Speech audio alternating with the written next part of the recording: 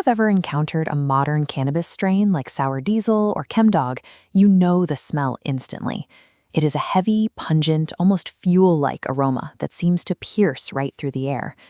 For decades, the industry credited this exact smell to terpenes. These compounds were long considered the primary framework for the experience of the plant, the molecules responsible for its aroma and its flavor and its effect. Industry logic dictates specific terpenes create specific scents, citrus from limonene, woody aromas from pinene. For that intense diesel scent, cultivators assumed a dense combination of earthy terpenes, pointing directly to myrcene. But myrcene smells like mangoes and hops, not diesel or skunk.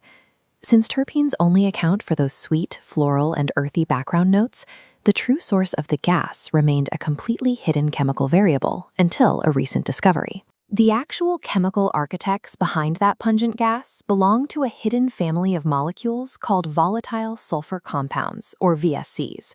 Specifically, we're looking at a subgroup known as prenylated thiols. Here is the atomic structure of a thiol, an organic compound containing a sulfur atom directly bonded to a hydrogen atom. It's the exact structure responsible for the pungency of garlic, onions, and skunks. But in cannabis, massive, towering terpenes dwarf these microscopic VSC traces. Think of a cannabis plant's aroma like a musical performance. The abundant terpenes act as the background choir, building out the pleasant citrus and floral notes. Those tiny traces of VSCs act as the lead soloist.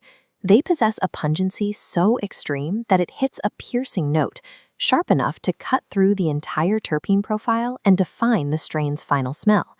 The sensory impact of a molecule isn't dictated by its raw volume, it is dictated by its chemical intensity. This raises an interesting biological question.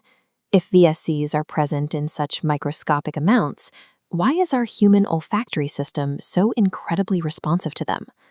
The answer is written into our biology. The human nose evolved to be hypersensitive to sulfur, allowing us to detect it at incredibly low molecular densities. This parts per trillion diagram shows our extreme sensitivity. We detect VSCs at concentrations of just a few parts per trillion, spotting 1 or 2 glowing sulfur molecules in a sea of neutral air. This hardwired warning system kept early ancestors alive by instantly detecting spoiled food. When you smell a heavy, diesel-scented cannabis strain, the plant is essentially hijacking that exact ancient biological survival mechanism. That overpowering, highly sought-after experience of gas is actually a primal evolutionary warning system that we have learned to associate with a specific botanical experience. Armed with this data, cultivators are moving away from traditional botanical guesswork and entering a highly calculated, data-driven era of modern breeding. Instead of simply crossing lineages to maximize high THC levels or traditional terpene profiles, master breeders are deliberately chasing the dragon of VSCs. By crossing highly sulfurous genetics, these growers are creating new cultivars intentionally engineered to be louder, gassier, and more heavily pungent than past strains. This represents a move towards precise molecular selection.